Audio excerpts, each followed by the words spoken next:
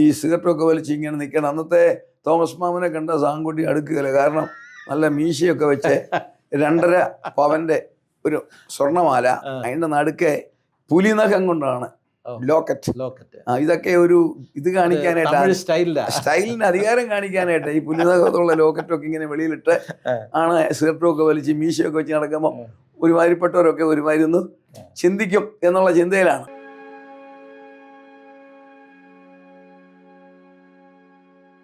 Hallelujah ന്യൂസിലേക്ക് എല്ലാവർക്കും ഒരിക്കൽ കൂടെ സ്വാഗതം.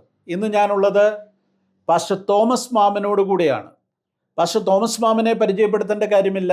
അദ്ദേഹം മലയാളി ക്രൈസ്തവ സമൂഹത്തിന് സുപരിചിതനായിട്ടുള്ള ഒരു കൺവെൻഷൻ പ്രസംഗകനാണ്.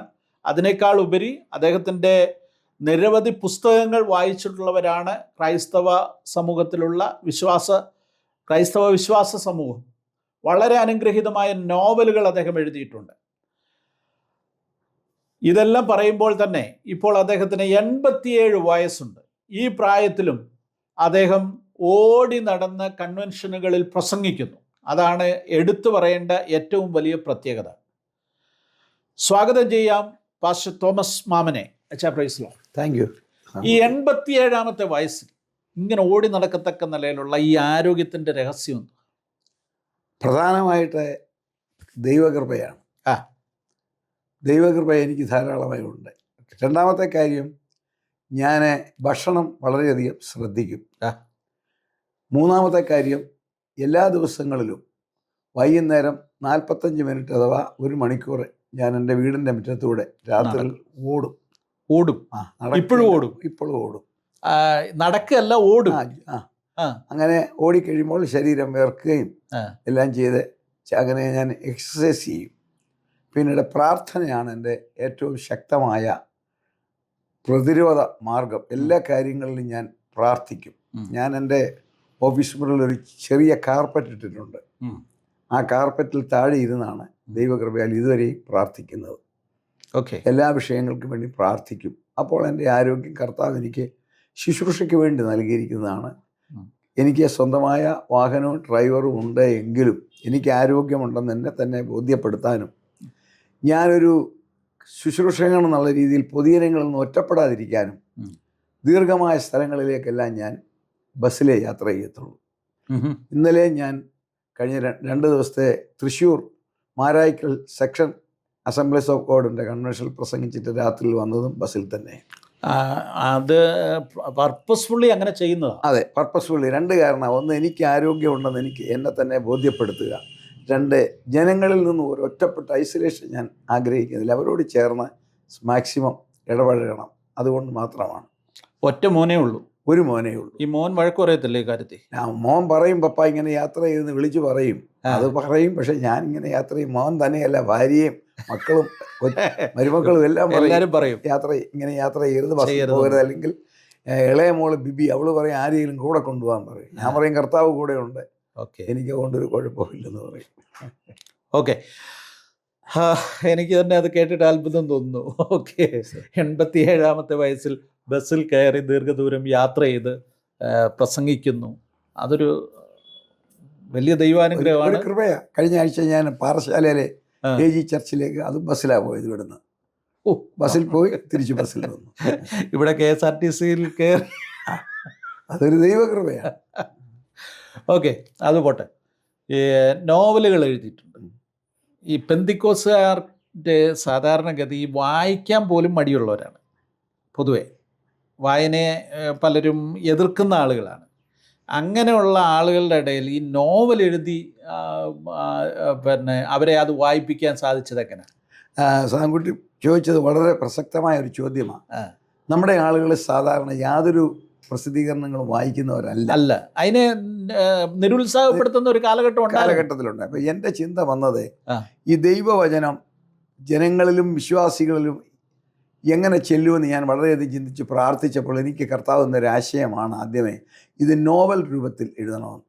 അതിനു മുൻപ് തന്നെ ഞാൻ ആദ്യമായിട്ട് എഴുതിയത്, എനിക്ക് കിട്ടിയ ദർശനം, ഞാൻ ജോലി ചെയ്യുന്ന കാലത്തെ വാഗമൺ ടീ ഗാർഡനിൽ ഞാൻ ജോലി ചെയ്യുന്ന കാലത്ത് എനിക്ക് കർത്താവ് വ്യക്തമായ ദർശനം നൽകിയൊരു വാക്കുണ്ട്. അതൊരു വളരെ പ്രസക്തമാണ്. ഞാൻ വാഗമൺ ടീ ഗാർഡനിൽ നിന്ന് ജോലി ചെയ്യുക 1979-80-കളിൽ ഉച്ചയ്ക്ക് ഞാൻ 1 മണിക്കൂർ വിശ്രമിക്കുന്ന പതിവുണ്ട്. അത് ഇന്നും ചെയ്യും.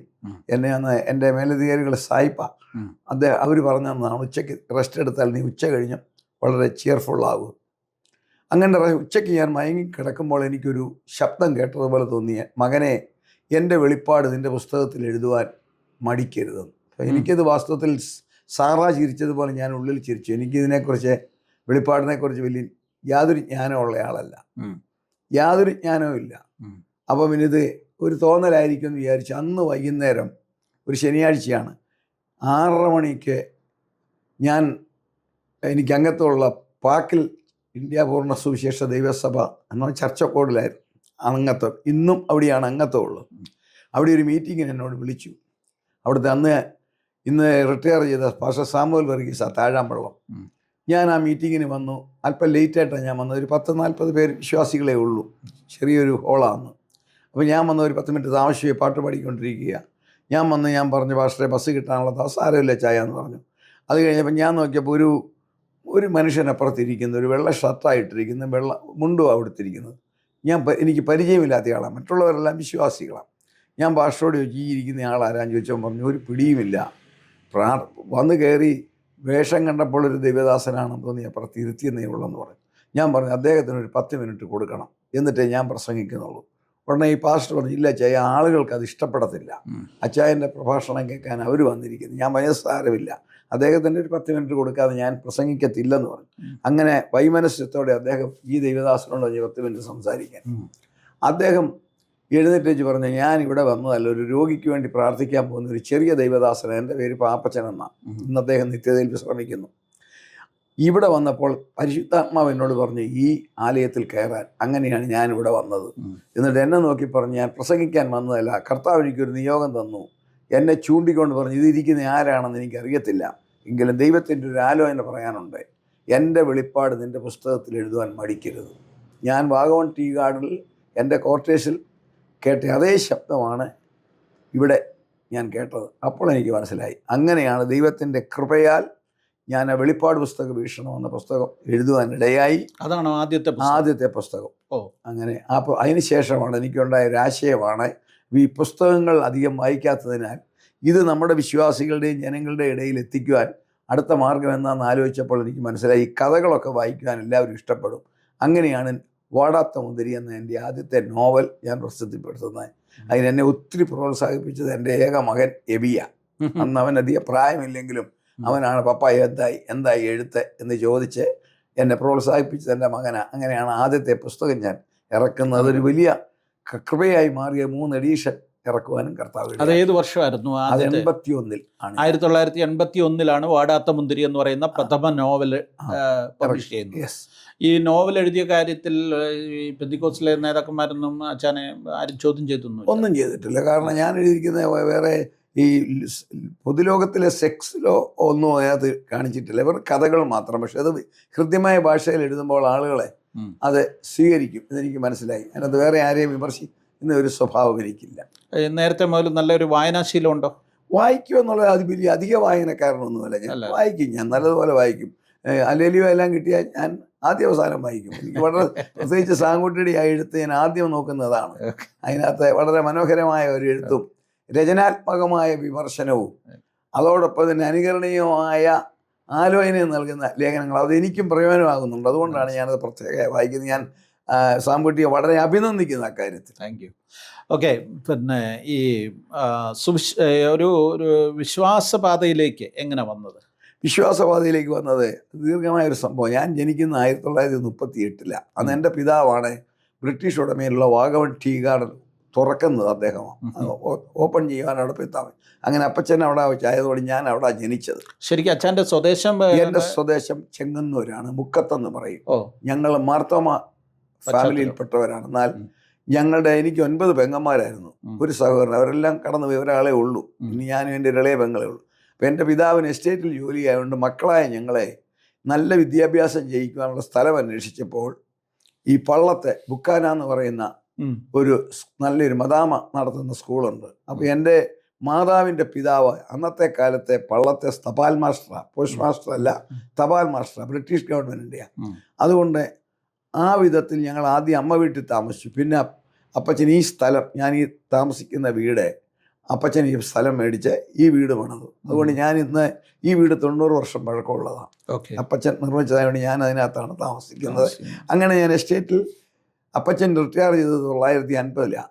അന്ന് അപ്പച്ചൻ്റെ ദീർഘമായ നല്ല സേവനത്തെ ഓർത്ത് സായിപ്പ് പറഞ്ഞു, മകൻ പ്രായപൂർത്തിയായി വിദ്യാഭ്യാസം കഴിയുമ്പം ഇവിടെ വിട്ടുതരാൻ ഞാൻ ജോലി കൊടുക്കാമെന്ന്.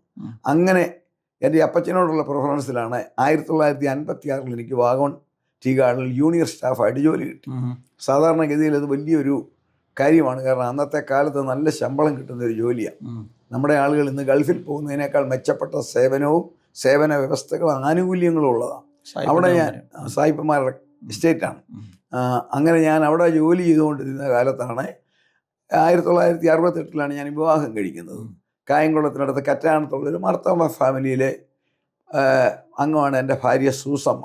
അപ്പം ഞങ്ങൾ പള്ളത്ത് താമസിക്കുന്നതിനാൽ ഇവിടെ മാർത്തോമ പള്ളി ഇല്ലാത്തതിനാൽ പിന്നെ മാർത്തോമ സഭയുടെ ഏറ്റവും ആഭിമുഖ്യമുള്ള CSI ആണ്. അങ്ങനെ ഞങ്ങൾ CSIയിലായിരുന്നു വളർന്നതും സൺഡേ സ്കൂളിൽ പഠിച്ചതും. CSIയിലെ അന്നത്തെ കൊയ്യാറിലെ അംഗമൊക്കെയാണ് ഞാൻ. എന്നാൽ എനിക്ക് ആ കാര്യമായിട്ടുള്ള ആത്മീയ കാര്യങ്ങളൊന്നുമില്ല. എന്നാൽ ഞാൻ എസ്റ്റേറ്റിൽ ജോലി ചെയ്യുന്ന കാലത്ത് വളരെ യാദൃച്ഛ്യമായിട്ട് പറഞ്ഞാൽ ഒരു അത്ഭുത സംഭവമാണ്. ഞാനവിടെ എസ്റ്റേറ്റിൽ എനിക്ക് നല്ല പൊസിഷനും മാന്യതയും അവിടെ നല്ല അധികാരമുള്ള ഒരാളാണ്. ഞാനിങ്ങനെ പോകുമ്പോൾ എനിക്ക് ആത്മീയമായിട്ടുള്ള കാര്യങ്ങളൊന്നുമില്ല. പെന്തക്കോസ്ത് മാർഗത്തെക്കുറിച്ച് എനിക്ക് വലിയ അറിവില്ലെന്ന് തന്നെയല്ല, എനിക്ക് പുച്ഛമായിരുന്നു. സത്യം പറഞ്ഞാൽ എനിക്ക് പുച്ഛമായിരുന്നു. അതിന് കാരണങ്ങൾ പലതുണ്ട്. അപ്പോൾ ഇങ്ങനെ ഇരിക്കുമ്പോൾ ഒരു വെളുത്ത ഷർട്ടൊക്കെ ഇട്ടൊരു മനുഷ്യൻ അവിടെ നിൽക്കുന്നത് കണ്ടു. ഞാൻ ചോദിച്ചു, നിങ്ങൾ ആരാന്ന് ചോദിച്ചപ്പോൾ ഇത് ടീ ഗാർഡൻ എന്ന് പറഞ്ഞാൽ ഞങ്ങളുടെ പ്രൈവറ്റ് പ്രോപ്പർട്ടി 1500 ഏക്കർ, അതിനകത്ത് ആളുകൾ താമസമുണ്ട്, റോഡുണ്ടെങ്കിലും ഞങ്ങളുടെ അധികാരത്തിൽപ്പെട്ടതാണ്. അപ്പോൾ ഈ വ്യക്തി നിൽക്കുന്നത് കണ്ടപ്പോൾ ഞാൻ ചോദിച്ചു, എന്താ ഇവിടെ നിൽക്കുന്നത് ചോദിച്ചപ്പോൾ ഞാനൊരു സുവിശേഷകനാണ്, ഒരു പെന്തക്കോസ്തുകാരൻ സുവിശേഷകനാണ്. ഞാൻ പറഞ്ഞു അത് ഇവിടെ പറ്റത്തില്ല എന്ന് ഞാൻ പറഞ്ഞു. കാരണം ഇതിനകത്ത് അത് നടക്കത്തില്ല, നിങ്ങൾ ഇനി മേലാൽ ഇവിടെ വരരുത് എന്ന് പറഞ്ഞ് അദ്ദേഹം ആട്ടെന്ന് പറഞ്ഞ് പോവുകയും ചെയ്തു. അദ്ദേഹത്തിന് പിടുത്തുകാരനല്ല, നമ്മുടെ തിരുവനന്തപുരത്തിനപ്പുറത്തുള്ള ബാലസുന്ദര സാറെന്ന് അദ്ദേഹത്തിൻ്റെ പേര്. അവിടുത്തെ വാഗമണിലെ ടീ ഗാർഡനിൽ എന്നെ അടുത്തുള്ള ഗവൺമെൻറ് സ്കൂളിലെ ടീച്ചറായിട്ട് വന്നതാണ്. അദ്ദേഹം പ്രവർത്തിക്കുന്നത്. അദ്ദേഹത്തോട് ഞാൻ പറഞ്ഞു ഇവിടെ ഇനി മേലാൽ കയറരുത് ഈ പരിപാടിയായിട്ടെന്ന് പറഞ്ഞു. കാരണം എനിക്ക് സുവിശേഷത്തോട് വലിയ താല്പര്യവുമില്ല, പെന്തക്കോസ്ത് മാർഗത്തോട് ആവശ്യമില്ല. അങ്ങനെ ഇരിക്കുമ്പോഴാണ് ഞാൻ അന്ന് ജൂനിയർ സ്റ്റാഫാണ്. 1974 എന്നെ സീനിയർ സ്റ്റാഫായിട്ട് പ്രൊമോട്ട് ചെയ്തു. അത് വലിയ പൊസിഷനാണ് സീനിയർ സ്റ്റാഫ് എന്ന് പറയുന്നത്. ഒരു ഡിവിഷൻ്റെ മുഴുവൻ ചുമതലയാണ്. ഹാപ്പി വാലി എന്ന് പറയുന്ന പ്രസിദ്ധമായ ഒരു ഡിവിഷനാണ്. അവിടത്തേക്ക് എന്നെ ട്രാൻസ്ഫർ ചെയ്യുകയാണ് പ്രൊമോഷനോടുകൂടി. അപ്പോഴുണ്ടായ വിഷയം എന്താണെന്ന് ചോദിച്ചെന്നാൽ, ഈ എന്നോട് എല്ലാവരും പറഞ്ഞു റിസ്ക് ഉള്ള കാര്യമാണ്. കാരണം അവിടുത്തെ തൊഴിലാളികൾ മുഴുവൻ ഒരു പ്രത്യേക തമിഴ് വിഭാഗത്തിൽപ്പെട്ടവരാണ്. അവരെ നിസ്സാര കാര്യത്തിൽ വരെ ആളുകളെ കൊല്ലും. അത്ര ശൂരന്മാരാ. അവിടെ പോയിട്ടുള്ളവരാരും അവിടെ ഇരുന്നിട്ടില്ല, അതുകൊണ്ട് സൂക്ഷിച്ച് അവിടെ പോകാവുള്ളൂ എന്ന് പറഞ്ഞു. അപ്പം ഞാനങ്ങ് വളരെ ധർമ്മസങ്കടത്തിലായി. കാരണം ഈ ട്രാൻസ്ഫർ നിരാകരിച്ചാൽ എൻ്റെ ഭാവി പോയി, ഇത് സ്വീകരിച്ചാൽ ഇങ്ങനെയുള്ള അപകടമുണ്ട് എന്ന അറിയിപ്പ് തന്ന ഉടനെ വലിയൊരു സംഭവമാണത്. എൻ്റെ മനസ്സിൽ ഇങ്ങനെ ചിന്ത വന്നൊരു കാര്യം ചെയ്യും. ഞാൻ CSI കുടുംബത്തിൽ ജനിച്ചു വളർന്നതുകൊണ്ട് ഞാൻ തീരുമാനിച്ചു ഒരു പ്രാർത്ഥന അച്ഛന്മാരെ വിളിച്ച് പ്രാർത്ഥിച്ചിട്ട് പോകാം എന്ന് വിചാരിച്ച് ഞാൻ താമസിക്കുന്നത് വാഗമണിലാണ്. അവിടുന്ന് ഒരു 20 കിലോമീറ്റർ അകലെ കുട്ടിക്കാനത്തിനപ്പുറത്ത് ചർച്ചിൽ എന്നൊരു സ്ഥലമുണ്ട്, പള്ളിക്കുന്ന്. ചർച്ചിൽ അവിടുത്തെ പള്ളിയായിട്ടാണ് ഞങ്ങൾക്ക് ബന്ധമുള്ളത്. അച്ഛൻ വല്ലപ്പോഴും വരുമ്പം താമസിക്കുന്നത് എൻ്റെ വീട്ടിലാണ്, അവിടെ മീറ്റിങ്ങിന് വരും. അപ്പം ഞാൻ ഒരു ആളിനെ അയച്ച് അങ്ങോട്ട്, ഇങ്ങനെ എനിക്ക് ട്രാൻസ്ഫറാണ്, അല്പം ബുദ്ധിമുട്ടുണ്ട്, ഒന്നൊന്ന് പ്രാർത്ഥിച്ചയക്കണം. ഞാൻ ആരെയും വിമർശിക്കുന്ന ആളല്ല, വിമർശിക്കുകയും അല്ലെങ്കിലും പറയുകയാണ്. വളരെ ആകാംക്ഷയോടെ ഞാൻ കാത്തിരുന്നു. രാവിലെ വിട്ടത് ഇയാളിനെ, വളരെ ദൂരം യാത്ര ചെയ്ത് വരണമല്ലോ. വൈകുന്നേരം ഈ വന്നയാൾ എന്നോട് പറഞ്ഞു, അവിടുന്ന് പറഞ്ഞു വിട്ടു, അങ്ങനെയുള്ള കാര്യങ്ങൾക്ക് പ്രാർത്ഥിക്കാൻ വ്യവസ്ഥ നമുക്കില്ല. മരണം, ജനനം, കുഞ്ഞുങ്ങളുടെ മാമോദിസ, ഇങ്ങനെയുള്ള കാര്യങ്ങൾക്കല്ലാതെ ഇങ്ങനെ പ്രാർത്ഥിക്കുന്ന വ്യവസ്ഥയില്ല എന്ന് പറഞ്ഞപ്പോൾ എനിക്കങ്ങ് വളരെ നിരാശയായി. അപ്പോൾ എൻ്റെ ഭാര്യ ചോദിച്ചു, എന്താ പാപ്പാ നിരാശപ്പെട്ടിരിക്കും? ഞാൻ പറഞ്ഞു, ഇങ്ങനെ നമുക്ക് അവിടുന്ന് ആൾ വരത്തില്ലല്ലോ. അപ്പം എന്നോട് എൻ്റെ ഭാര്യ പറഞ്ഞു, വേറെ എവിടെയെങ്കിലും ആരെങ്കിലും ഉദ്ദേശിമാരുണ്ടോയെന്ന് അന്വേഷിച്ച് അവരെ വിളിക്കാൻ പറഞ്ഞു. ഞാൻ പറഞ്ഞു, അന്നേരം ഞാൻ പറഞ്ഞു, പണ്ട് ഞാൻ ഇതിനകത്ത് കയറരുതെന്നും പറഞ്ഞ് ഒരാളെ ഇറക്കി വിട്ടിട്ട് ഒരാളുണ്ട്, പുള്ളിയെ നമുക്കൊന്ന് നോക്കാമെന്ന് പറഞ്ഞു. ഞാനൊരാളിനെ അയച്ചു അദ്ദേഹത്തിൻ്റെ അടുക്കൽ. ഇങ്ങനെ എനിക്ക് ഇങ്ങനെ ഒരു ട്രാൻസ്ഫറാണ്, ചില അതുകൊണ്ട് നിന്ന് പ്രാർത്ഥിച്ചയക്കാവോ. അപ്പോൾ അദ്ദേഹത്തിന് ആദ്യം ഒരു ഭയമായിരുന്നു. അപ്പോൾ എന്നെ ചെന്ന ആളിനോട് ചോദിച്ചു, യഥാർത്ഥത്തിൽ പ്രാർത്ഥിക്കാനാണോ അതോ എന്നെ ഉപദ്രവിക്കാനാണോ എന്ന് ചോദിച്ചു. വിളിക്കുന്നു. അന്നേരം ചെന്നയാൾ പറഞ്ഞു, അങ്ങനൊന്നും ചെയ്യുന്ന ആളല്ല, പറഞ്ഞാന്ന് പറഞ്ഞു. അങ്ങനെ ഈ സാർ എൻ്റെ വീട്ടിൽ വരുന്നു. സാർ എൻ്റെ വീട്ടിൽ വന്ന് പ്രാർത്ഥിച്ചിട്ട് എൻ്റെ തലയെ കൈവച്ചിട്ട് പറഞ്ഞു, ധൈര്യത്തോടെ പൊക്കൊള്ളുക, നിന്റെ കൂടെ ദൈവത്തിൻ്റെ ആത്മാവിൻ്റെ ശക്തി ഉണ്ടാകുമെന്ന്. അതെനിക്ക് ഒരു പ്രചോദനമെന്നല്ലാതെ വേറെ ഒന്നും ഉണ്ടായില്ല. എങ്കിലും വളരെ സംഭവിക്കുന്ന ഒരു കാര്യം, വളരെ ഭയത്തോടു കൂടിയാണ് ഞാൻ പോകുന്നത് അങ്ങോട്ട്. കാരണം ഈ ആളുകൾ വാഗമൺ സ്റ്റേറ്റിലെ 3 ഡിവിഷനിൽ. അപ്പം ഞാൻ നോർത്ത് ഡിവിഷനിലാണ്. അതിൻ്റെ ഏറ്റവും അറ്റത്തെ ഡിവിഷനാണ് ഹാപ്പി വാലി എന്ന് പറയും. അവിടെയാണ് ഈ പറഞ്ഞ സ്ഥലം. അത് ഈ ഇപ്പൊ താമസിക്കുന്ന ഈ വാഗമണ്ണിൽ നിന്ന് തന്നെ ദൂരത്തിലാണ്. അതേ സ്റ്റേറ്റിന്റെ 3 ഡിവിഷനാണ് Vagamon. North, south, happy valley. ഞാൻ അന്ന് ജോലി ചെയ്തിരുന്നത് നോർത്താണ് ഏറ്റവും വലിയ ഡിവിഷൻ. നടുക്കൊരു ഡിവിഷനുണ്ട്, സൗത്ത് ഡിവിഷൻ. ഇന്നതെല്ലാം പോയി. സായിപ്പ്മാരുടെ കാലത്താണ്. അവിടെയാണ് ഫാക്ടറിയൊക്കെ. അതിനടുത്തൊരു സ്ഥലമുണ്ട്, അവിടെയാണ് ഹാപ്പി വാലി. കണ്ണംകുളമെന്ന് മലയാളത്തിൽ പറയും. അവിടെയാണ് ഭയങ്കര ആൾക്കാർ, അവിടുത്തെ ആൾക്കാർ. അത് സത്യവും തന്നെയാണ്. അപ്പം ഞാൻ ഇവിടുന്ന് അങ്ങോട്ടേ എന്നോട് ഇദ്ദേഹം പറഞ്ഞു, ദൈവത്തിൻ്റെ ആത്മാവിൻ്റെ ശക്തി കൂടെ ഉണ്ടാകും, ധൈര്യത്തോടെ പൊക്കോളാൻ പറഞ്ഞു. ഈ ബലത്തിലാണ് ഞാൻ പോകുന്നത്. അന്നത്തെ കാലം ഞങ്ങളുടെ തിങ്സ് എല്ലാം ട്രാക്ടറിലാണ് കൊണ്ടുപോകുന്നത്. കമ്പനി ട്രാക്ടർ അതിനകത്തടിക്കും. ഞങ്ങളെ കൊണ്ടുപോകുന്നത് എസ്റ്റേറ്റ് ജീപ്പിലെ ലാൻഡ് റോവറാണ്. അപ്പോൾ എൻ്റെ എബി ഇവിടെ പഠിക്കുക, അവൻ ഈ ട്രാൻസ്ഫറാന്ന് പറഞ്ഞത് അതും കാണാൻ അവൻ വന്നിരിക്കുക. അപ്പോൾ എൻ്റെ 3 മക്കളെയും, എബി, ജിബി, ബിബി, ഞാൻ, എൻ്റെ ഭാര്യ സൂസമ്മ, ഞങ്ങൾ 5 പേരും കൂടി ജീപ്പിലാണ് ചെല്ലുന്നത്. അപ്പോൾ എനിക്കൊരു പേടി എന്നാന്ന് ചോദിച്ചത്, ഇതെന്താണെന്ന് അറിയത്തില്ല. ഞാൻ അങ്ങോട്ട് ചെല്ലുമ്പോൾ വാസ്തവത്തിൽ ഞാൻ ഞെട്ടിപ്പോയി. ഈ ഹോർണറ്റ് നെസ്റ്റ് എന്ന് പറയുന്ന കടന്തൽ കൂട് പോലെ ഞാൻ ചെല്ലുന്നിടത്ത് എൻ്റെ ക്വാർട്ടേഴ്സിൻ്റെ വാതുക്കൽ ആളുകൾ ഇങ്ങനെ തികഞ്ഞു നിൽക്കുക. പുരുഷന്മാരാ, ഒരു 10-60 പേര് നിൽക്കുകയാണ്.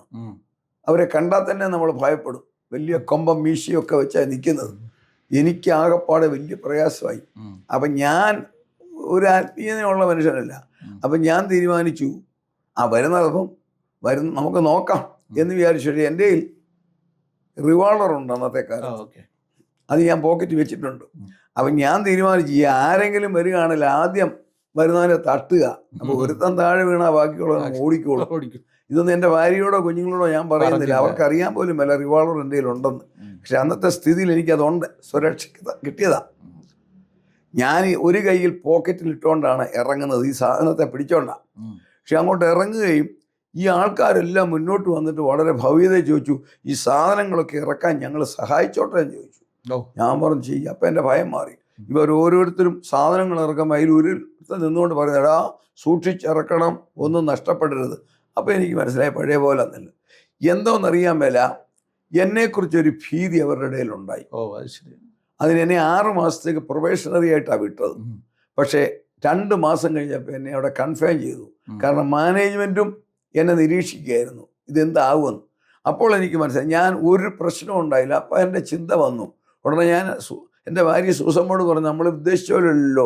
ഉടനെ എൻ്റെ ഭാര്യ പറഞ്ഞു, ദൈവദാസം പ്രാർത്ഥിച്ചു വിട്ടതല്ലേ, ആ കൃപയായിരിക്കും എന്ന് പറഞ്ഞു. അങ്ങനെ പോയി. അന്നേരം എനിക്ക് ആത്മീയമായിട്ടുള്ള കാര്യങ്ങളൊന്നുമില്ല. ഞാൻ ഒരു ദിവസം 45 സിഗരറ്റ് വലിക്കുമായിരുന്നു. അതൊരു ഒരു പ്രൗഢി കാണിക്കാനാണ് വാസ്തവത്തിൽ.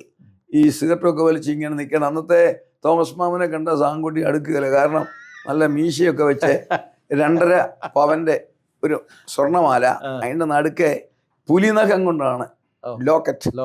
ഇതൊക്കെ ഒരു ഇത് കാണിക്കാനായിട്ട്, സ്റ്റൈലിന് അധികാരം കാണിക്കാനായിട്ട് ഈ പുലിനഖത്തുള്ള ലോക്കറ്റൊക്കെ ഇങ്ങനെ വെളിയിലിട്ട് ആണ് സിഗരറ്റൊക്കെ വലിച്ച് മീശയൊക്കെ വെച്ച് നടക്കുമ്പോൾ ഒരുമാതിരിപ്പെട്ടവരൊക്കെ ഒരുമാതിരി ഒന്ന് ചിന്തിക്കും എന്നുള്ള ചിന്തയിലാണ്. മദ്യപിക്കുമായിരുന്നു? ഇല്ല, ആ പരിപാടി ഇല്ലായിരുന്നു. മദ്യപാനത്തിനൊന്നും ഞാൻ പോയിട്ടില്ല അങ്ങനെ. കാരണം എനിക്ക് ഇങ്ങനെ പുക വലിക്കും, 45 സിഗരറ്റ് ഞാൻ വലിക്കും.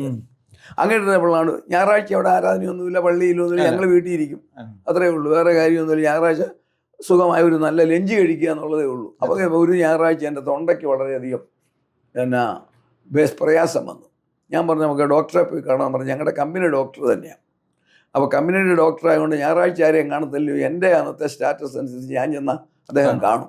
അങ്ങനെ ഞാനും ഭാര്യയും കൂടെ ചെന്ന് പറഞ്ഞാൽ പുള്ളി വായെല്ലാം നോക്കിച്ച് പറഞ്ഞു, അദ്ദേഹം പറഞ്ഞത് മലയാളിയല്ല, പുള്ളി പറഞ്ഞു, നിങ്ങൾക്ക് ഒരു പ്രശ്നവുമില്ല, ഓവർ സ്മോക്കിങ്ങാണ്, അതുകൊണ്ട് അത് കുറയ്ക്കണമെന്ന് പറഞ്ഞ് സ്ട്രെപ്സിൽസും തന്നെ ഇറക്കി വിട്ടു. ഉടനെ ഞാൻ വെളിയിലോട്ട് ഇറങ്ങുമ്പം നേഴ്സുണ്ട്. നേഴ്സ് എന്ന് പറയുന്നത് എൻ്റെ അപ്പച്ചൻ്റെ ചെങ്ങന്നൂരെ കുടുംബത്തിൽപ്പെട്ട ഒരു സഹോദരിയാണ്, ഒരു ബ്രദറുകാരാണ്. എനിക്ക് ബ്രദർ എന്നാന്നൊന്നും അറിയത്തുപോലുമില്ല. അപ്പോൾ നേഴ്സ് അവിടെ നിന്നോട് എന്നോട് ചോദിച്ചു എവിടെ പോയതാന്ന് ചോദിച്ചു. അപ്പോൾ നേഴ്സിനും ഈ റിലേഷൻ ഉണ്ടെങ്കിൽ എന്നോട് വലിയ റെസ്പെക്റ്റ് അവിടുത്തെ എൻ്റെ പൊസിഷനനുസരിച്ച്. ഞാൻ പറഞ്ഞു ഇങ്ങനെ തൊണ്ടയ്ക്ക് ഒരു അല്പം അസ്വസ്ഥയുണ്ടായി, ഡോക്ടറെ കാണാൻ വന്നിച്ച് പോവുക. എന്നാൽ ഒരു കാര്യം ചെയ്യും, ഇവിടെ പ്രാർത്ഥനയുണ്ട്, കയറിയിരിക്കാൻ പറഞ്ഞു. അപ്പം ഞാൻ ഈ പ്രാർത്ഥനയെന്ന് പറഞ്ഞപ്പോൾ എൻ്റെ മനസ്സിൽ വന്ന ചിന്ത, ഞങ്ങളുടെ രീതി അനുസരിച്ച് 5-10 മിനിറ്റ് പ്രാർത്ഥിക്കുമ്പോൾ നല്ലൊരു അപ്പവും ഇറച്ചിയും കറി കൊടുക്കും. ഇതായിരുന്നു ഇവിടെയൊക്കെ ചെയ്തുകൊണ്ടിരുന്നത്. അപ്പം ഞാൻ ഓർത്ത് അതാണെന്ന്. ഞാൻ ഭാര്യയോട് പറഞ്ഞ് കയറിയാമെന്ന് പറഞ്ഞു.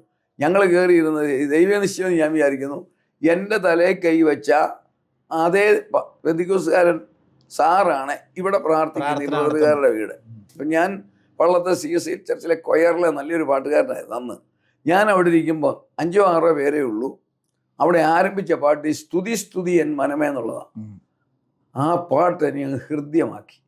ഞാൻ വെളിയിലോട്ട് ഇറങ്ങിക്കഴിഞ്ഞാൽ എൻ്റെ ഭാര്യയോട് പറഞ്ഞു, നമ്മുടെ ചർച്ചിലില്ലാത്ത എന്തോ ഒരു പ്രത്യേകത ഈ പാട്ടിനുണ്ടല്ലോ, നമ്മൾ പാടാത്തത്. അപ്പോൾ എല്ലാ ആഴ്ചയിലും യോഗ ഉണ്ടെന്ന് പറഞ്ഞ് അങ്ങനെ ഞാൻ ആ യോഗത്തിൽ ചെന്നാണ് വചനം എനിക്ക് മനസ്സിലായി. വചനം മനസ്സിലാക്കിയപ്പോൾ വാസ്തവത്തിൽ അവരൊരു സഹോദരി ബ്രദറുകാരത്തിയായിരുന്നു. ബ്രദറുകാരെ വരുത്തിയാണ് ഞങ്ങൾ യോഗം നടത്തിയത്. സത്യം പറയുകയാണെങ്കിൽ എന്നെ ഈ ആത്മീയത്തിലേക്ക് നയിച്ചത് ബ്രദറുകാരാണ്. ഞാൻ ഇന്നും ആ സഭയെ വളരെ ബഹുമാനിക്കുന്നു. എനിക്ക് പരിശുദ്ധാത്മാവിൻ്റെ അഭിഷേകം ഒരു പ്രത്യേക വിധത്തിലാണ് ലഭിച്ചത്. അതും പറയാതിരിക്കാൻ ഒക്കത്തില്ല. ഞാനും ഒരു മർത്തോമാക്കാരൻ, അദ്ദേഹം മരിച്ചുപോയി, കോട്ടയത്തെ കണ്ണോത്ര എന്ന് പറയുന്ന കുടുംബത്തിലെ അംഗമാണ് തോമസ് സാർ. അദ്ദേഹം മർത്തോമാക്കാരനാണ്, വാഗമൺ എസ്റ്റേറ്റിലെ പോസ്റ്റ് മാസ്റ്ററാണ്.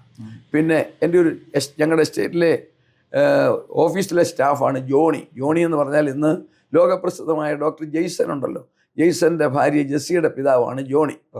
അദ്ദേഹം വന്ന് യാക്കോബായില. അവരും മാർത്തോമാക്ക ഈ കൂട്ടായ്മ ആചരിച്ച് ആരംഭിച്ചായിരുന്നു ഈ ബാലസുന്ദര സാറിൻ്റെ നേതൃത്വത്തിൽ. അതിനുള്ള സ്റ്റാഫ് ക്ലബ്ബ് തുറന്നു കൊടുത്തത് ഞാൻ തന്നെയാണ്. അതിന് അനുവാദം മേടിച്ചു കൊടുത്തത് ഞാൻ തന്നെ. അപ്പോൾ അങ്ങനെ അനുവാദം എല്ലാം മേടിച്ചു കൊടുത്ത് കഴിഞ്ഞ ഉടനെ ഇങ്ങനെ ഇരിക്കുമ്പോഴാണ് ഇതിനെക്കുറിച്ചൊക്കെ സംസാരിച്ചപ്പോൾ ഈ ജോണിയും മാർത്തോമക്കാരനായ കോട്ടയംകാരനായ സാറ് എന്നോട് പറഞ്ഞു, സാറേ ഈ പെന്തിക്കോസ്തുകാർ പറയുന്നത് പരിശുദ്ധാത്മാവിൻ്റെ അഭിഷേകം എന്ന് പറയുന്നത് കള്ളമൊന്നും അല്ല, നമുക്കതറിയാൻ മേലായിട്ട് നമ്മളിരുന്ന് പ്രാർത്ഥിച്ചാൽ ഈ ശക്തി നമുക്ക് ലഭിക്കുമെന്ന് പറഞ്ഞു. ഞാൻ പറഞ്ഞു അങ്ങനെ ഒരു ശക്തി ഉണ്ട്, അത് നമുക്കൊന്ന് നോക്കാവുന്ന ട്രൈ ചെയ്യാവുന്ന ഞാൻ അന്നത്തെ ഭാഷയാണ്. അപ്പോൾ എന്നാന്ന് ചോദിച്ചു. ഞാൻ പറഞ്ഞു അടുത്ത ശനിയാഴ്ച ആയിക്കോട്ടെ, എവിടെ വെച്ചാകുമ്പോൾ എൻ്റെ വീട്ടിൽ വെച്ചാകാം, എൻ്റെ കോട്ടേഴ്സ് നിങ്ങളിങ്ങോട്ട് വരാൻ പറഞ്ഞു. അങ്ങനെ അവർ രണ്ടുപേരും കൂടെ ശനിയാഴ്ച പോയിട്ട് വന്നു. അപ്പം ഞാൻ ഈ 45 സിഗരറ്റ് വലിക്കുന്ന കാലമാണ്. അവർ വന്ന് ഞങ്ങൾ ഒത്തിരി നേരം മറ്റുള്ള കാര്യങ്ങളൊക്കെ പറഞ്ഞ് വെച്ച് ഉടനെ ഈ ജോണി പറഞ്ഞു നമുക്ക് പ്രാർത്ഥിക്കാം എന്ന് പറഞ്ഞു. അപ്പോൾ താഴെ പായിട്ടാണ് പ്രാർത്ഥിക്കുന്നത്, പായിട്ട് പ്രാർത്ഥിച്ച് അവരും ഞാനും പ്രാർത്ഥിച്ചുകൊണ്ടിരിക്കുമ്പം സാംകുട്ടി തീ പോലൊരു ശക്തി തന്നെ എൻ്റെ ശരീരത്തിലോട്ട് വീഴുന്നത് പോലെ എനിക്ക് തോന്നി. ഞാൻ ഭയങ്കര ഒച്ചത്തിൽ കിടന്ന് അലറുവോ ഏതോ ഒക്കെ പറഞ്ഞു കഴിഞ്ഞ ഉടനെ പിന്നെ ഞാനങ്ങനെ അന്യഭാഷ പറയുക. എനിക്കിത് അറിയാൻ മേലല്ലോ. എനിക്കങ്ങ് പേടിയായി, ഞെട്ടലായി. ഇതെല്ലാം കഴിഞ്ഞ് എനിക്ക് ദാഹിക്കുന്നു, വെള്ളം തരാൻ പറഞ്ഞു, കുടിച്ചു. അത് കഴിഞ്ഞ ഉടനെ ഞാൻ എൻ്റെ ഭാര്യയെ വിളിച്ചു പറഞ്ഞു ഇരിക്കുന്ന മുഴുവൻ സിഗരറ്റ് എടുത്ത് കത്തിച്ച് കളയാൻ പറഞ്ഞു. അങ്ങനെയാണ് ഞാൻ പരിശുദ്ധാത്മാവിൻ്റെ അഭിഷേകം പ്രാപിക്കുന്നത്. ഓക്കെ, അപ്പോൾ അങ്ങനെ വിശ്വാസാനുഭവത്തിലേക്കും പരിശുദ്ധാത്മ നിറവിലേക്കും നയിക്കപ്പെട്ടു. പിന്നീട് എത്ര കാലം കൂടെ ജോലി ചെയ്തു? ഞാൻ 1976-77 കാലത്തിലാണ് ഞാൻ രക്ഷിക്കപ്പെട്ട് സ്നാനപ്പെട്ടു. അന്ന് ഞാൻ ദൈവകൃപയാൽ എനിക്ക് തന്നെ ഈ അഭിഷേകത്തിൻ്റെ ശക്തിയാൽ കൺവെൻഷനിൽ പ്രസംഗിക്കാൻ പോകും. എന്നെ കമ്പനി അനുവദിക്കും. ആദ്യമായിട്ട് പ്രസംഗിച്ചത് എവിടെ? ആദ്യമായിട്ട് ഞാൻ കൺവെൻഷൻ പ്രസംഗിക്കുന്നത് ബോണക്കാട് എന്ന് പറഞ്ഞൊരു എസ്റ്റേറ്റ് ഉണ്ട് തിരുവനന്തപുരത്തിനടുത്ത്. അവിടെ എന്നെ ക്ഷണിച്ചു. അവിടെയാണ് ഞാൻ ആദ്യം പോയി. അതിനു മുമ്പ് അങ്ങനെ പ്രസംഗിക്കത്തൊന്നുമില്ലല്ലോ? പിന്നെ ഇല്ല, ആദ്യമായിട്ട് അതൊരു എനിക്ക് ഞങ്ങളുടെ അവിടെ ഒരു കൂട്ടായ്മ ഉണ്ടായിരുന്നതില്ല. അവിടെയൊക്കെ പ്രസംഗം കേട്ടിട്ടുള്ളതേ ഉള്ളൂ. കുറച്ച് കഴിഞ്ഞപ്പോൾ ഞാൻ 1-2 പ്രബോധനങ്ങൾ പറയാൻ തുടങ്ങി. ഉടനെ അവരെന്നോട് പറഞ്ഞു അതിനൊരു പ്രത്യേക സംഭവം ഉണ്ടായി. ഓരോ ആഴ്ചയിലും ഓരോ ആളുകൾ അവിടെ പ്രസംഗിക്കാൻ വിളിക്കും. ഈ ഞങ്ങളുടെ കൂട്ടായ്മയ്ക്കകത്ത് ആ വിളിക്കുന്ന ആൾ സ്പോൺസർ ചെയ്യും. അപ്പോൾ എന്നോട് പറഞ്ഞു സാറിൻ്റെ ഊഴമായി എല്ലാവരും ആരെങ്കിലും വിളിക്കാൻ പറഞ്ഞു. അപ്പോൾ ഞാൻ ആലോചിച്ച് ഞാൻ ഇത്ര നല്ല സ്റ്റാറ്റസ് ഇരിക്കുന്ന ഒരാളായതുകൊണ്ട് എൻ്റെ സ്റ്റാറ്റസിന് പറ്റിയ ഉപദേശിമാരെ എവിടെ കിട്ടും അത് എന്ന് പറഞ്ഞ് അങ്ങനെ ആലോചിച്ചപ്പോൾ എന്നോട് ഒരാൾ പറഞ്ഞു ആലുവ UC കോളേജിൽ ഒരു പ്രൊഫസറുണ്ട് GD ഗബ്രിയൽ, അദ്ദേഹം പ്രസംഗിക്കുന്ന ആളുമാണ്, അദ്ദേഹം സ്നാനപ്പെട്ട ആളാന്ന് പറഞ്ഞു. ഞാൻ അദ്ദേഹത്തിന് എഴുത്തയക്കുക, ഫോണില്ലല്ലോ, മറുപടി അദ്ദേഹം അയച്ച് വരാമെന്ന് പറഞ്ഞു. അങ്ങനെ അദ്ദേഹം വന്നു. ഒരു നല്ല 6.5 അടി 7 അടി പൊക്കമുള്ളൊരു വ്യക്തിയാണ്, കണ്ടാൽ തന്നെ ഭയങ്കര പേഴ്സണാലിറ്റിയാണ്. അപ്പോൾ അദ്ദേഹം എന്നോട് പറഞ്ഞു എൻ്റെ പ്രസംഗം ട്രാൻസ്ലേറ്റ് ചെയ്യാൻ ആരെങ്കിലും അറേഞ്ച് ചെയ്യണമെന്ന് പറഞ്ഞു. ഞാൻ പറഞ്ഞു ഞാനൊരു കുഴപ്പമില്ല. ആദ്യമേ അദ്ദേഹം പറഞ്ഞു അടുത്ത ബസ്സിൽ ടി വർഗീസ് എന്ന് പറഞ്ഞ ഒരാളുണ്ട്, ഫീബ റേഡിയോയിൽ പ്രവർത്തിക്കുന്നയാളാണ്, അദ്ദേഹം എൻ്റെ പ്രസംഗം ട്രാൻസ്ലേറ്റ് ചെയ്യാൻ വരും, അദ്ദേഹത്തെ കളക്ട് ചെയ്യാൻ ആരെങ്കിലും വിടാൻ പറഞ്ഞു.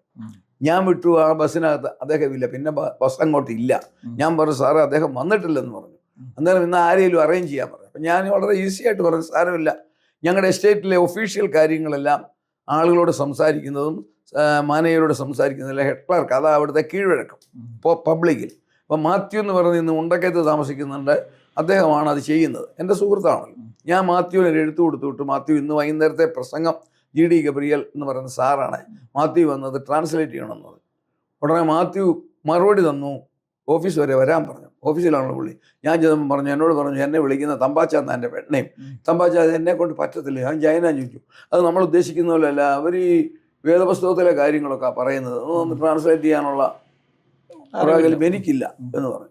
ഞാൻ തിരിച്ചു വന്നാന്ന് സാറിനോട് ഞാൻ പറഞ്ഞു സാറൊരു മലയാളിയല്ലേ, മലയാളത്തിലങ്ങ് പറഞ്ഞാൽ മതി എന്ന് പറഞ്ഞു. ഉടനെ പറഞ്ഞു അദ്ദേഹം പറഞ്ഞു ബ്രദറെ ഞാൻ മലയാളത്തിൽ പ്രസംഗിക്കാം, പക്ഷേ എൻ്റെ ഫ്ലുവൻസി പോകും, ഞാൻ കൈകാര്യം ചെയ്ത് ഞാൻ ഇംഗ്ലീഷാണ് അവിടെ കോളേജിൽ പഠിപ്പിക്കുന്നത്, അതുകൊണ്ട് ആരെയും ട്രാൻസ്ലേറ്റ് ചെയ്യാൻ പറഞ്ഞു. ഞാൻ ഒരു പൊട്ടത്തരം പോലെ പറഞ്ഞു സാറൊരല്പം കട്ടി കുറയ്ക്കാമെങ്കിൽ ഞാൻ പറഞ്ഞോളാം. ഓ മതി ബ്രദറെ എന്ന് പറഞ്ഞു. കുറച്ച് കഴിഞ്ഞ പറഞ്ഞാൽ എൻ്റെ ഭാര്യ എന്നെ വിളിച്ച് ചോദിച്ചു പപ്പ എന്നാ മണ്ടത്തരായി പറഞ്ഞത്, പപ്പ പ്രസംഗിച്ചിട്ടുണ്ടോ? ഞാൻ പറഞ്ഞില്ല. ട്രാൻസ്ലേറ്റ് ചെയ്തിട്ടുണ്ടോ? ഇല്ല. ബൈബിൾ അറിയാവോ? ഇല്ല. പിന്നെ എന്തോ ഈ പറഞ്ഞെന്ന് ചോദിച്ചു.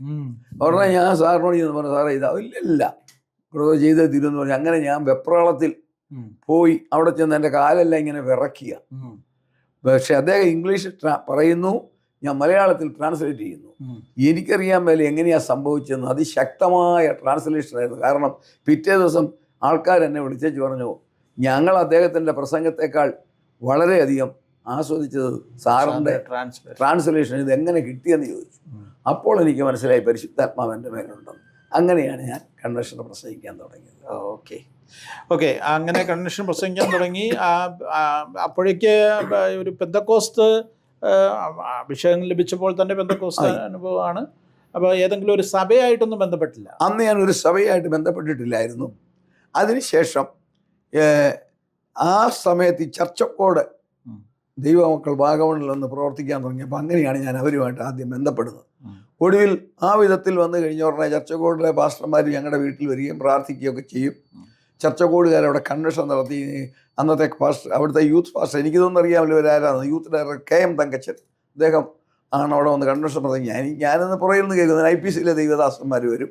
ഇവരെയൊക്കെ ഞാൻ വളരെ കാര്യമായിട്ട് ബഹുമാനത്തോടെ സ്വീകരിക്കുകയും ഒക്കെ ചെയ്യുമായിരുന്നു. എനിക്കങ്ങനെ ഒരു സഭയുമായിട്ട് ബന്ധമൊന്നുമില്ലായിരുന്നു.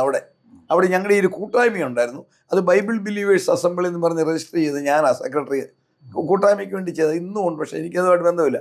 അങ്ങനെ ഇരുന്നപ്പോഴാണ് ഈ MV ചാക്കോ സാറിൻ്റെ പ്രസംഗം ഞാൻ കേട്ടപ്പോൾ എനിക്കങ്ങ് വളരെ ആകർഷകമായി. അദ്ദേഹത്തുമായി ഞാൻ പേഴ്സണലായിട്ട് ബന്ധപ്പെട്ടു. ആ അടുപ്പമാണ് എന്നെ ചർച്ചകോടിൽ കൊണ്ടെത്തിച്ചത്. അങ്ങനെയാണ് ഞാൻ ഇവിടെ അടുത്ത പാക്കിലാണ് ചർച്ചകോടിൻ്റെ സഭ. ആ സഭയിലാണ് ഞാൻ ആരാധിച്ചുകൊണ്ട്. ഓക്കെ, അച്ഛൻ്റെ പ്രസംഗങ്ങളിൽ ഏറ്റവും പ്രധാന സബ്ജക്റ്റ് എന്ന് പറയുന്നത് ശാസ്ത്രീയ വിഷയങ്ങൾ, ശാസ്ത്രവുമായിട്ട് ബന്ധപ്പെട്ട് അതിനെ ബൈബിളുമായിട്ട് കണക്ട് ചെയ്ത് അന്ത്യകാല സംഭവങ്ങൾ, ഭാവി, കർത്താവിൻ്റെ വരവ്, ഇതൊക്കെയാണ് വിഷയം. ഈ തുടക്കം മുതൽ അതായിരുന്നോ പ്രസംഗം അതോ? അല്ല, അത് പറയാൻ പ്രത്യേകിച്ച് ഒരു കാരണമുണ്ടായി. ഒരു പ്രസിദ്ധനായ മനുഷ്യൻ, ഞാൻ അദ്ദേഹത്തിൻ്റെ പേര് പറയാൻ ആഗ്രഹിക്കുന്നില്ല, ഇവിടുത്തെ സാമൂഹിക രാഷ്ട്രീയ തലങ്ങളിലെല്ലാം ഒരു ഉയർന്ന ഉദ്യോഗസ്ഥനാണ് കേരള ഗവൺമെൻറ്റിൻ്റെ. ലേഖനങ്ങൾ എഴുതുന്നയാൾ. അദ്ദേഹത്തിൻ്റെ ലേഖനങ്ങൾ ഞാൻ എപ്പോഴും വായിക്കുമായിരുന്നു. അദ്ദേഹം മലയാള മനോരമയിൽ ഒരു ലേഖനം എഴുതിയപ്പോൾ ഞാൻ വായിച്ചപ്പോൾ അതിനകത്തൊരു അദ്ദേഹം ഒരു വാചകം എഴുതി, പെന്തിക്കോസ്തുകാരെന്ന് പറഞ്ഞ ഒരു കൂട്ടം വികാര ജീവികൾ നമ്മുടെ നാട്ടിലുണ്ട്, അവർക്ക് കാര്യമായിട്ടുള്ള അറിവൊന്നുമില്ല, ശാസ്ത്രം എന്നാന്ന് പോലും അറിയാൻ പറ്റുന്നതൊക്കെ എഴുതി. അത് എന്നെ അങ്ങ് വളരെ വാസ്തവത്തിൽ ചൊടിപ്പിച്ചു. ഈ ആളുടെ പേര് പറയുന്നത് ശരിയല്ലല്ലോ അത് വേണ്ട. കാരണം ഞാൻ ആരെയും അങ്ങനെ പരാമർശിക്കത്തില്ല. കാരണം നമ്മളൊന്ന് പറഞ്ഞാലൊന്നാ. വേറൊരു സംഭവം ഉണ്ടായാൽ ഞാൻ പ്രീ ട്രിബുലേഷൻ ധൈര്യമായിട്ട് പ്രസംഗിക്കുന്നയാളാണ്. തിയറിയായിട്ട് തന്നെ കർത്താവിൻ്റെ വരവിന് മുമ്പ് സഭ എടുക്കപ്പെടും. അത് ഈ കഴിഞ്ഞ ദിവസം ഞാൻ ആ വിഷയം തന്നെയാണ് തൃശ്ശൂർ സെക്ഷൻ കൺവെൻഷൻ AGയുടെ വ്യക്തമായിട്ട് പറഞ്ഞു. പ്രീ ട്രിബുലേഷൻ, അതായത് കർത്താവിൻ്റെ വരവ് സഭ എടുക്കപ്പെട്ട ശേഷമേ എതിർ ക്രിസ്തു വരത്തുള്ളൂ, മഹോദരം ആരംഭിക്കത്തുള്ളൂ പറഞ്ഞു. എവിടുത്തെയോ എൻ്റെ ഒരു പ്രസംഗം ആരോ വളച്ചൊടിച്ചിട്ട് ഇപ്പം യൂട്യൂബിലുണ്ടെന്ന് പറയുന്നു. തോമസ് മാമൻ പറഞ്ഞിരിക്കുന്നു മഹോദരം ആരംഭിച്ചു. ഇതാണ് നമ്മുടെ നാട്ടിലെ രീതികൾ. അതുകൊണ്ട് ഞാൻ ഒരാളുടെ പേര് പറയുന്നത് അനുയോജ്യമല്ല. അദ്ദേഹം ഇങ്ങനെ എഴുതിയപ്പോൾ എൻ്റെ മനസ്സിലൊരു ചൊടിപ്പുണ്ടായി, ഇത് ശരിയല്ല, പെന്തിക്കോസ്തുകാർ വിവരമുള്ളവരാണെന്ന് അറിയിക്കണം. അങ്ങനെ ഞാൻ ശാസ്ത്രീയമായിട്ടുള്ള കാര്യങ്ങളിലേക്ക് ശ്രദ്ധ തിരിച്ചപ്പം കർത്താവ് എനിക്ക് ശക്തമായി ഇന്നും തന്നുകൊണ്ടിരിക്കുന്നു ശാസ്ത്രീയമായിട്ടുള്ള എവിഡൻസ്. അത് ഞാൻ ബൈബിളുമായിട്ട് കണക്റ്റഡ് ആക്കും. ഇതൊക്കെ എവിടുന്ന് കിട്ടുന്ന അത് പ്രത്യേക കൃപയാസം കൊണ്ട്. നിങ്ങൾ എൻ്റെ വീട്ടിൽ നോക്കി, എനിക്കൊരു കമ്പ്യൂട്ടറില്ല. കമ്പ്യൂട്ടർ മേടിക്കാൻ പണമില്ലായിട്ടല്ല, കമ്പ്യൂട്ടർ എന്ന് പറഞ്ഞ സാധനം എൻ്റെ കയ്യിലില്ല.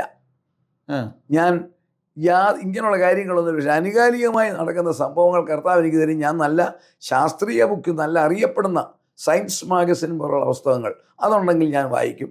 പിന്നെ പേപ്പറിനകത്തൊക്കെ ന്യൂസ് വരുമ്പോൾ അത് ആത്മീയമായിട്ട് എന്താണ് ബന്ധം. ഉദാഹരണമായിട്ട് ആർട്ടിഫിഷ്യൽ ഇൻ്റലിജൻസ് വന്ന കാലത്ത്, ആരംഭിച്ച കാലത്ത് തന്നെ ഞാനത് പ്രസംഗിച്ചു. കാരണം അത് ഞാൻ ബൈബിളുമായിട്ട് കണക്റ്റിലാക്കിയപ്പോൾ എനിക്ക് മനസ്സിലായത്, വെളിപ്പാട് പുസ്തകം 13-ാം അധ്യായത്തിൽ മൃഗത്തിൻ്റെ പ്രതിമ സംസാരിക്കേണ്ടതിന് മൃഗത്തിൻ്റെ പ്രതിമയ്ക്ക് ആത്മാവിന്, അതെനിക്ക് ഇങ്ങനെയാണ് ഞാൻ കണക്റ്റഡ് ആക്കി സംസാരിക്കുന്നത്. ഓക്കെ, എനിവേ അച്ഛനുമായിട്ട് സുദീർഘമായി സംസാരിക്കണമെന്ന് എനിക്ക് താല്പര്യമുണ്ട്. പ്രത്യേകിച്ച് ഈ ശാസ്ത്ര വിഷയങ്ങളിലുള്ള അച്ഛൻ്റെ പ്രസംഗങ്ങളൊക്കെ വളരെയധികം ആളുകൾക്ക് താല്പര്യമുള്ള വിഷയങ്ങളാണ്. ആ വിഷയങ്ങളെ കുറിച്ചൊക്കെ സംസാരിക്കണമെന്ന് താല്പര്യമുണ്ട്. അപ്പോൾ അടുത്തൊരു എപ്പിസോഡിൽ, അടുത്തൊരു അഭിമുഖത്തിൽ നമ്മളൊന്നിച്ച് അങ്ങനെയുള്ള വിഷയങ്ങളെക്കുറിച്ച്, അച്ഛൻ്റെ പ്രസംഗങ്ങളുമായി ബന്ധപ്പെട്ടും ആ പ്രസംഗ കാലഘട്ടം, സുദീർഘമായൊരു കാലഘട്ടത്തിലെ ഓരോ പ്രസംഗത്തിനും പോയ അനുഭവങ്ങളുമുണ്ട്, വ്യത്യസ്തമായ അനുഭവങ്ങളുണ്ട്. ആ അനുഭവങ്ങളൊക്കെ ചേർത്ത് നമുക്ക് അടുത്തൊരു ദിവസം ഒന്നിച്ചൊന്നിരിക്കാം. ദൈവം സഹായിക്കട്ടെ. ഞങ്ങളോട് ഒന്നിച്ച് അല്പസമയം ചിലവഴിച്ചതിൽ അതിയായ സന്തോഷമുണ്ട്. 87 വയസ്സിൽ ഓടി നടന്ന്, അതും ബസ്സിൽ കയറി പോകുന്ന ഒരു പ്രസംഗകനെ കാണാൻ സാധിച്ചതിലും ഒന്നിച്ച് സംസാരിക്കാൻ സാധിച്ചതിലും ഒത്തിരി സന്തോഷം. നമ്മൾ ദീർഘവർഷങ്ങളായിട്ട് അടുപ്പവും പരിചയവും സ്നേഹവും ഒക്കെ ഉണ്ടെങ്കിലും അച്ഛൻ ഇങ്ങനൊരു സാഹസകൃത്യം ചെയ്യുമെന്ന് എനിക്ക് പറഞ്ഞപ്പോഴാണ് ഞാൻ അറിയുന്നത്. ഇതുവരെ ഞാനത് മനസ്സിലാക്കിയിട്ടില്ല. മറ്റൊരാൾ കാനോച്ചനായിരുന്നു. കാനോച്ചൻ ബസ് കയറി പോകുന്ന ഒരാളാണ്. കാനോച്ചൻ എൻ്റെ അടുത്ത സുഹൃത്തായിരുന്നു. ഞങ്ങൾ ഒന്നിച്ച് വളരെയധികം അടുപ്പമുള്ളവർ. കാനോച്ചൻ ഇതേപോലെ ആയിരുന്നു, ബസ് കയറി അവസാനം വരെ, അല്ലേ? അതെ അതെ. ഓക്കെ, എനിവേ ദൈവം ധാരാളമായിട്ട് അനുഗ്രഹിക്കട്ടെ. ആരോഗ്യത്തോടെ, ആയുസ്സോടെ കർത്താവിൻ്റെ നാമത്തിന് വേണ്ടി ശക്തിയോടെ പ്രയോജനപ്പെടാൻ കർത്താവ് ഇടയാക്കട്ടെ എന്ന് പ്രാർത്ഥിച്ചുകൊണ്ട് പ്രേക്ഷകർക്ക് വേണ്ടി നന്ദി പറയുന്നു. കർത്താവ് ധാരാളമായിട്ട് അനുഗ്രഹിക്കട്ടെ. Okay, thank you.